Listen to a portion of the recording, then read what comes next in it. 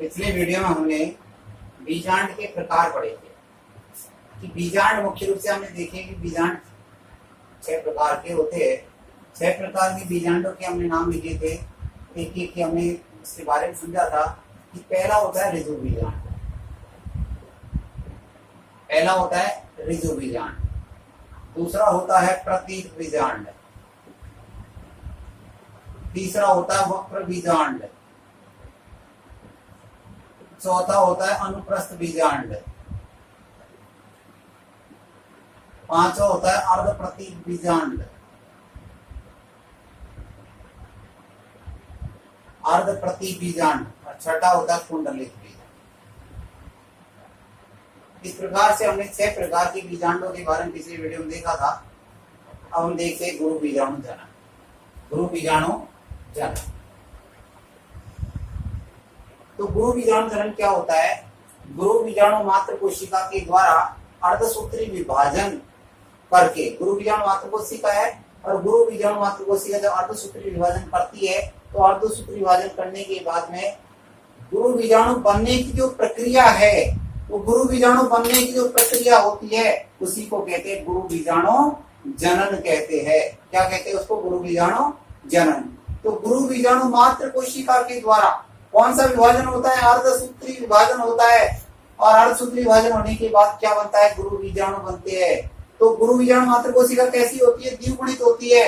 तो द्विगुणित गुरु बीजाणु मात्र कोशिका होती है, उससे है गुणित गुरु बीजाणु बनने की जो प्रक्रिया उसी को क्या कहते हैं? गुरु बीजाणु जनन के नाम से इसको जाना जाता है। तो क्या कहते हैं इसको? गुरु बीजाणु जनन कहते हैं। तो गुरु बीजाणु मात्र कोशिका द्वारा गुरु बीजाणु मात्र कोशिका द्वारा अर्धसूत्री विभाजन करके, अर्धसूत्री विभाजन करके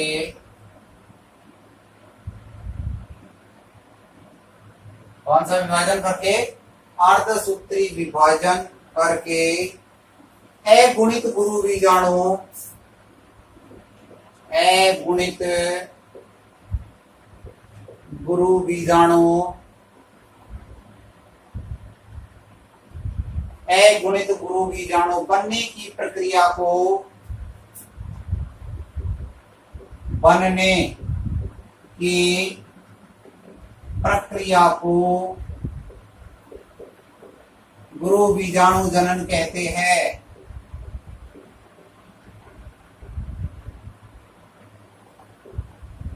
गुरु बीजाणु जनन कहते हैं।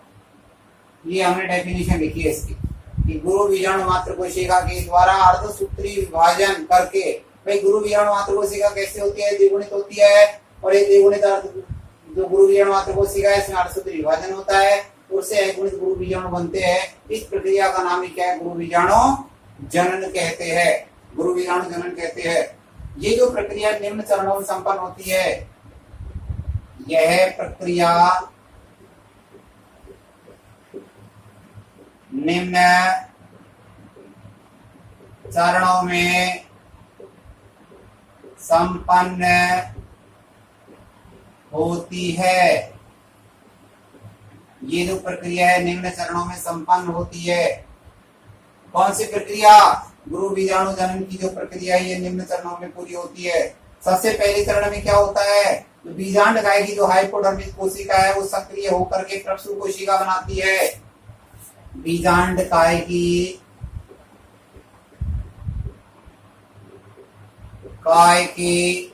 अधस्त्वचा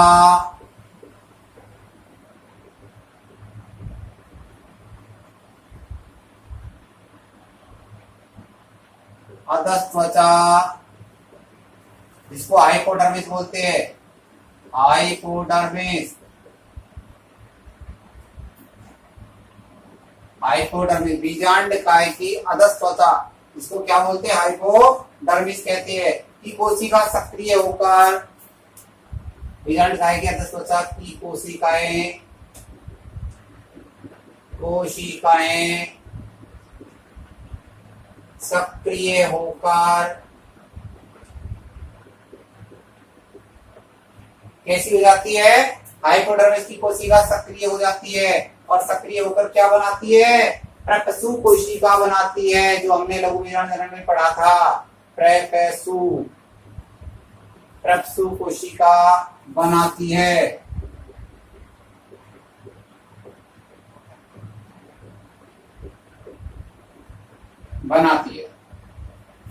तो कौन बना रहा है ये प्रकसु कोशिका? ये अधस त्वचा की कोशिका है, वो बनाती है। और ये कहाँ होती है? बीजांड काय की जो अधस त्वचा है, इसकी कोशिका सक्रिय हो जाती है और क्या बनाती है? प्रकसु कोशिका बनाती है। तो प्रकसु कोशिकाओं का निर्माण हो गया पहले पॉइंट में। नंबर 2, प्रकसु कोशिकाओं में एक कोशिका आकार में बड़ी हो जाती है। प्रकसु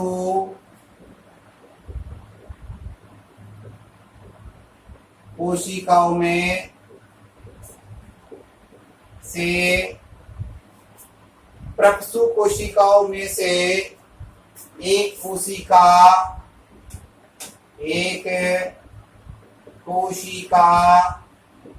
आकार में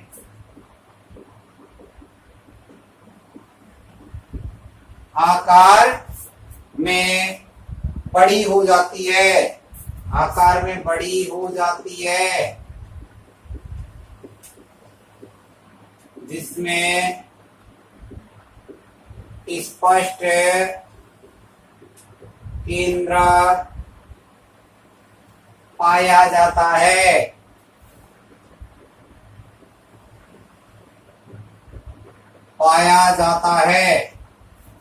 यानी जो प्रकसु कोशिका जो होती है, उन प्रकसु कोशिकाओं में से एक कोशिका क्या होती है? आकार में बड़ी हो जाती है और आकार में बड़ी होने के बाद वो कोशिका है स्पष्ट, उसमें जीवद्रव्य दिखाई देगा, उसमें स्पष्ट केंद्र दिखाई देगा। इस प्रकार से ये एक कोशिका बड़ी हो गई है। अब क्या होता है? प्रकसु कोशिका में क्या होगा? विभाजन होगा। नंबर 3, जो आकार में बड़ी हुई थी उसमें प्रकसु कोशिका में क्या होगा? विभाजन होगा। में कोशिका विभाजन। प्रकसु कोशिका में कोशिका विभाजन होता है।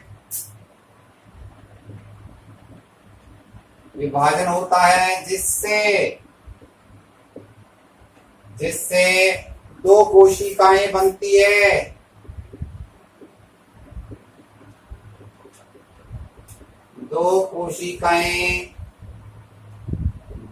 है।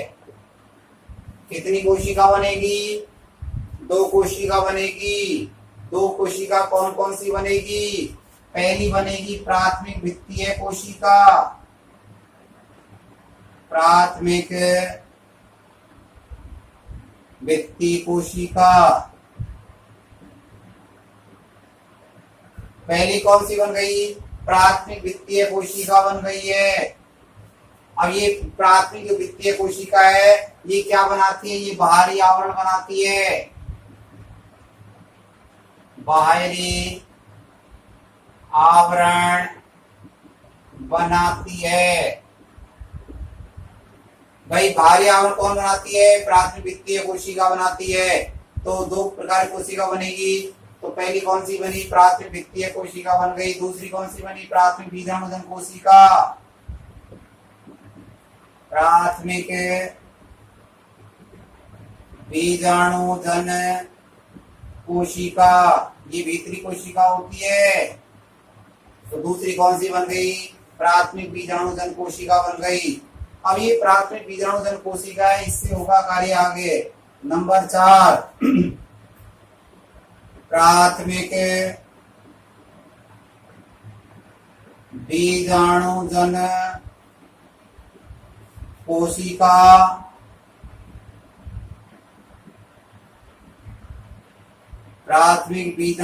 कोशिका जो ये दूसरे नंबर की कोशिका बनी थी, ये क्या करती है, आकार में बड़ी हो जाती है। प्राथमिक बीजाणु कोशिका आकार में बड़ी हो जाती है। आकार में क्या हो जाती है, आकार में बड़ी हो जाती है और गुरु बीजाणु मात्र कोशिका बनाती है। और गुरु बीजाणु मात्र कोशिका बनाती है।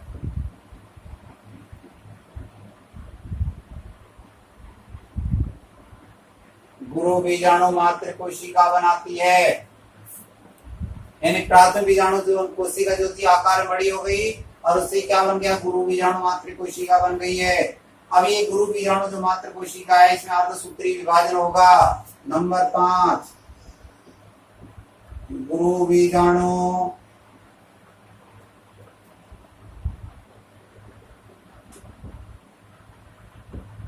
मात्र कोशिका में कौन सा विभाजन होगा, अर्धसूत्री में अर्धसूत्री विभाजन होता है। कौन सा विभाजन होता है, अर्धसूत्री विभाजन होता है। और गुरु अर्धसूत्री विभाजन होने से क्या बनेंगे, 4 अगुणित गुरु बीजाणु बन जाएंगे। विभाजन होता है और 4 अगुणित गुरु बीजाणु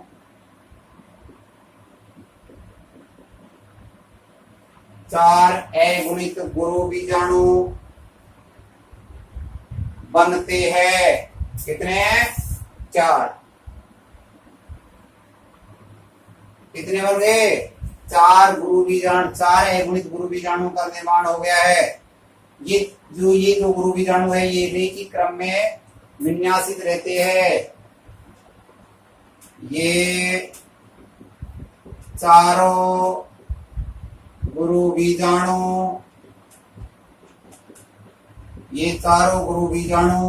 रैखिक किस रूप में है, ये चारों गुरु बीजाणु रैखिक चतुष्क के रूप में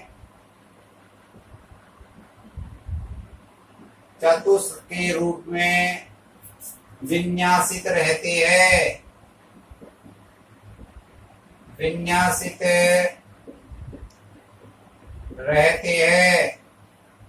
रैखिक चतुष्क के रूप में क्या रहते हैं, ये विन्यासित रहते हैं। जिससे 4, अब ये किस प्रकार से विन्यासित है, ये चारों जो गुरु बीजाणु किस रूप में विन्यासित है, ये चतुष्क के रूप में विन्यासित है। नंबर 7, इन 4 गुरु बीजाणुओं में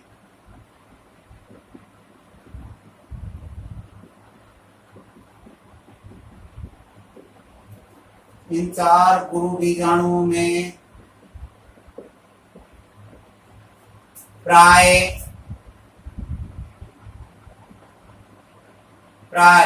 एक ही गुरु बीजाणु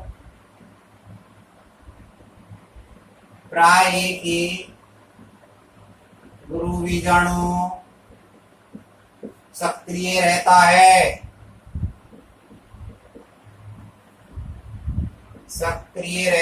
भले तो 4 है लेकिन इनमें से एक्टिव कौन है, केवल एक ही गुरु बीजाणु सक्रिय रहता है जो मादा युग्मकोद्भिद का निर्माण करता है। जो मादा युग्मकोद्भिद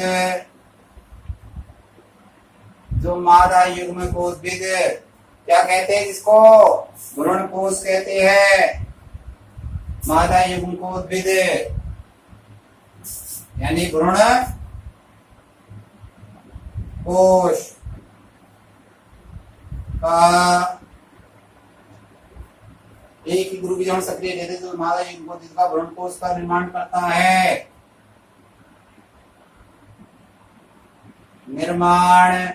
करता है। क्या बन गया? मादा युग्मकोद्भिद का निर्माण हो गया। क्या बन गया? मादा युग्मकोद्भिद का निर्माण हो गया। अब कितने भाई? 4 थे, जिसमें से एक सक्रिय रह गया। कितने बच गए? से 3 बच गए। नंबर 8, शेष 3 गुरु बीजाणु। शेष 3 गुरु बीजाणु नष्ट हो जाते हैं। नष्ट हो जाते हैं। बन गया क्या? भ्रूणकोश बन गया। अब कितने बच गए? शेष 3 बच गए। अब 3 में से क्या होगा? तीनों के भाई 4 में से एक तो बन गया गुरु बीजाणु, भ्रूणकोश बन गया। अब शेष 3 रह गए। अब तीनों गुरु बीजाणु क्या हो जाते हैं? नष्ट हो जाते हैं। नष्ट होने के बाद भी इनका उपयोग कौन करेगा? ये जो एक सक्रिय था वो इनका उपयोग कर लेगा पोषण के लिए। नष्ट हो जाते हैं तथा सक्रिय गुरु बीजाणु द्वारा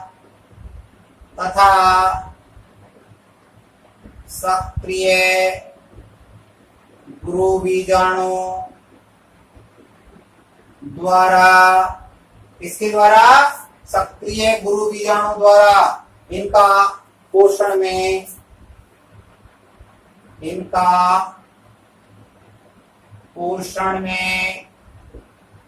किस रूप में उपयोग हो रहा है? पोषण के रूप में इनका पोषण में उपयोग कर लिया जाता है। पोषण में उपयोग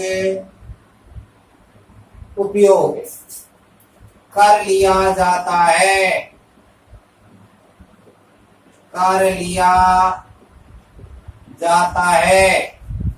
उपयोग कर लिया जाता है।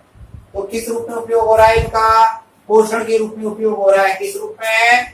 पोषण के रूप में इनका उपयोग हो रहा है। तो इस प्रकार से हमने ये देखा कि भाई किस प्रकार से ये पूरी प्रक्रिया होती है। जैसे सबसे पहले हमारे पास ये देखना है कि सबसे पहले हमने परिभाषा देखी है कि परिभाषा क्या है हमारी परिभाषा है कि गुरु बीजाणु मात्र कोशिका के द्वारा अर्धसूत्री विभाजन करके अगुणित गुरु बीजाणु बनने की जो प्रक्रिया है उसको गुरु बीजाणु जनन कहते हैं।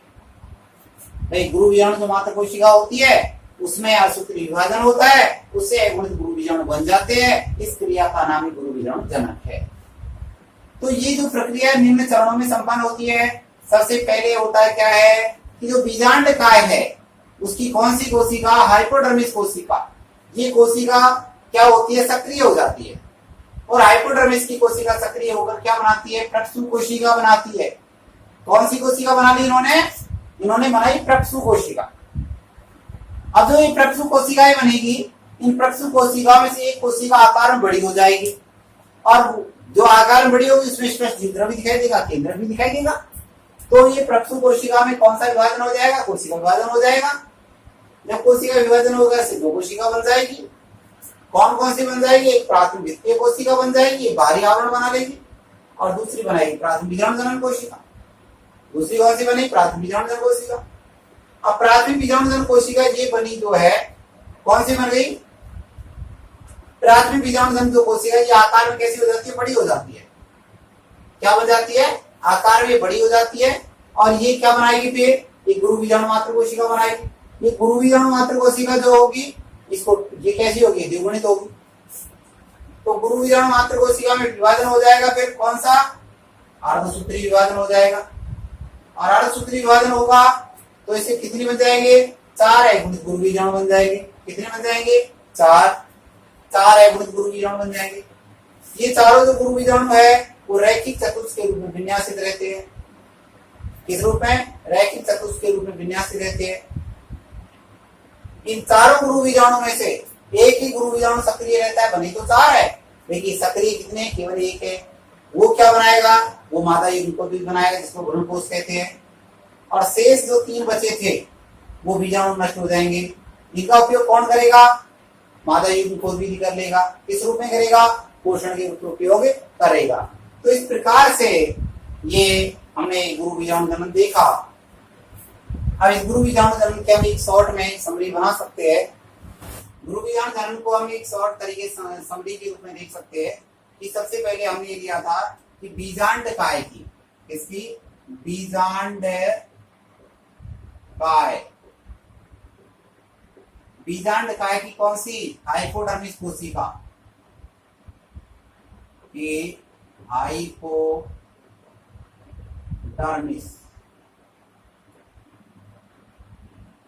कोशिका, हाइपोडर्मिस कोशिका, बीजांड काय की हाइपोडर्मिस कोशिका यानी अधस त्वचा। ये अधस त्वचा है, इनसे बनती है प्रक्षु कोशिका, प्रेपेसु।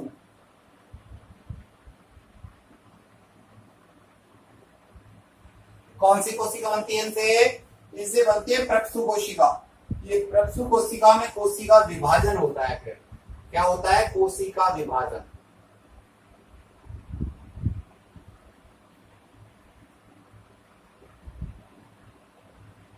कोशिका विभाजन होता है।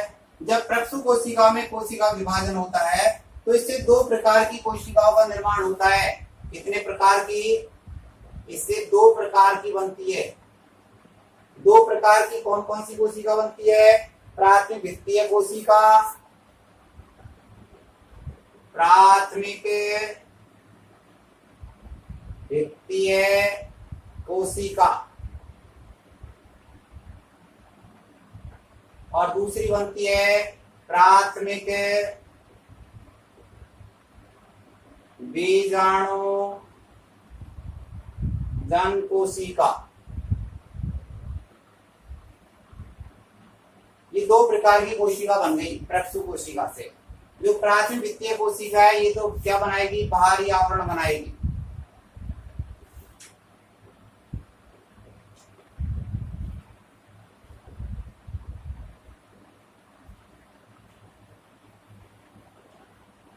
ये क्या करेगी, बाहरी आवरण का निर्माण करेगी। तो अब हमारे पास दो कोशिका बन गई, प्राथमिक वित्तीय कोशिका बन गई है और प्राथमिक बीजाणुजन कोशिका बन गई है। दो प्रकार की कोशिकाओं का हमारे पास निर्माण हो गया है। अब जो प्राथमिक बीजाणुजन कोशिका है, इनसे इनमें से क्या होता है, एक कोशिका आकार में बड़ी हो जाती है। इनमें से एक कोशिका आकार में बड़ी हो जाती है। एक कोशिका क्या होगी, प्राथमिक बीजाणुजन कोशिका, इनमें से एक कोशिका क्या हो जाएगी, आकार में बड़ी हो जाएगी और आकार में बड़ी होने के बाद क्या बनाएगी, गुरु बीजाणु मात्र कोशिका बना लेगी। गुरु बीजाणु मात्र कोशिका बनाएगी। ये गुरु बीजाणु मात्र कोशिका होती है, ये द्विगुणित होती है। तो गुरु बीजाणु मात्र कोशिका का निर्माण हो गया।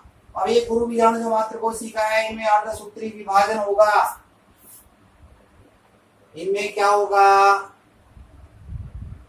अर्धसूत्री विभाजन होगा।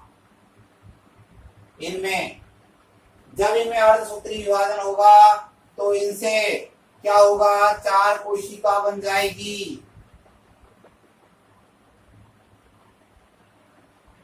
ये इस तरीके से एक, ये चार केंद्र बन गए हैं, इनको बोलते हैं, ये केंद्र बन गए चारों।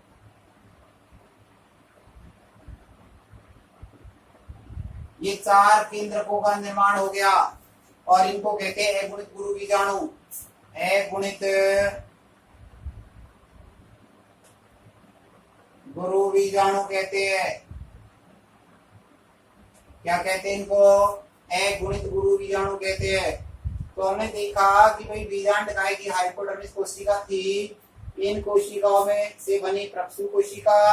प्रक्षु कोशिका में विभाजन हुआ, उनसे दो प्रकार की कोशिका बनाई, प्राथमिक वित्तीय कोशिका बनी, प्राथमिक बीजाणुजन कोशिका बनी। इन प्राथमिक बीजाणुजन कोशिका इनमें से एक कोशिका आकार में बड़ी हो गई है, उसे गुरु बीजाणु मातृ कोशिका बन गई है। उसमें अर्धसूत्री विभाजन हुआ, और अगुणित गुरु बीजाणु का निर्माण हो गया।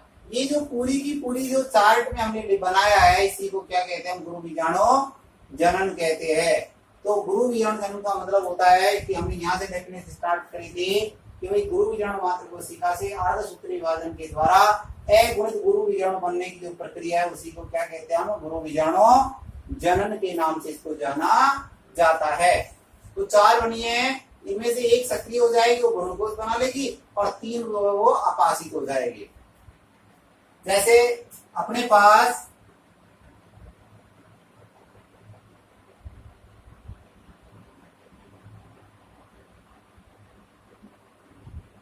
इस प्रकार से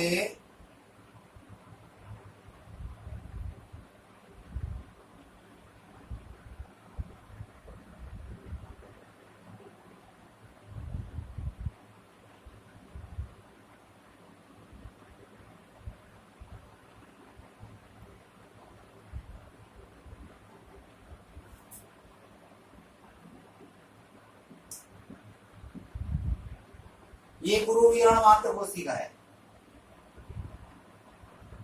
क्या है ये? गुरु बीजाणु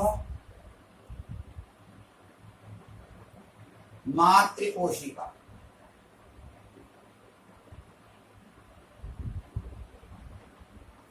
इससे गुरु बीजाणु मात्र कोशिका में अर्धसूत्री विभाजन होता है।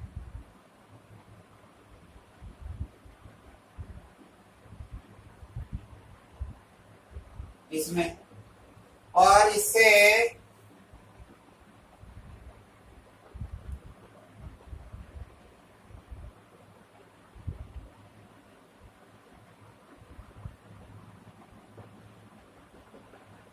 एक कोशिका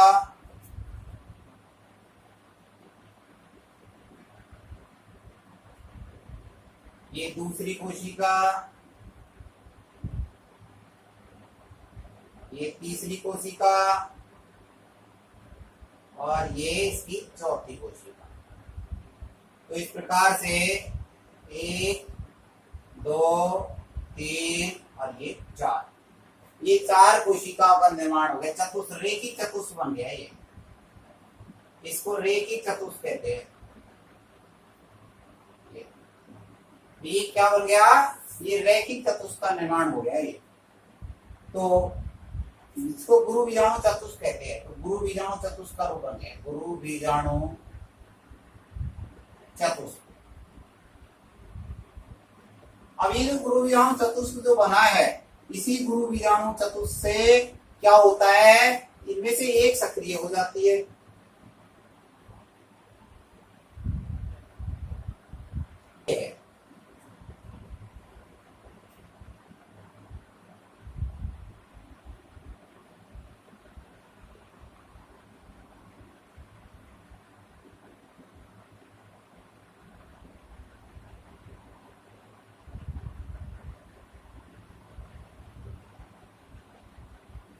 और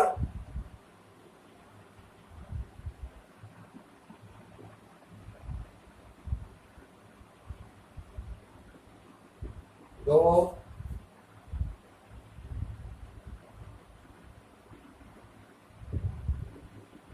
और ये 3।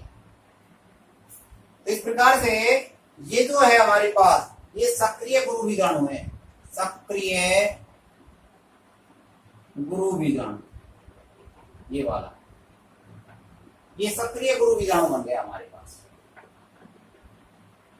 और ये जो 3 बने हैं ये वाले, ये कैसे है? ये अक्रिय गुरु बीजाणु बन गया, अक्रिय बिना क्रिया से, अक्रिय।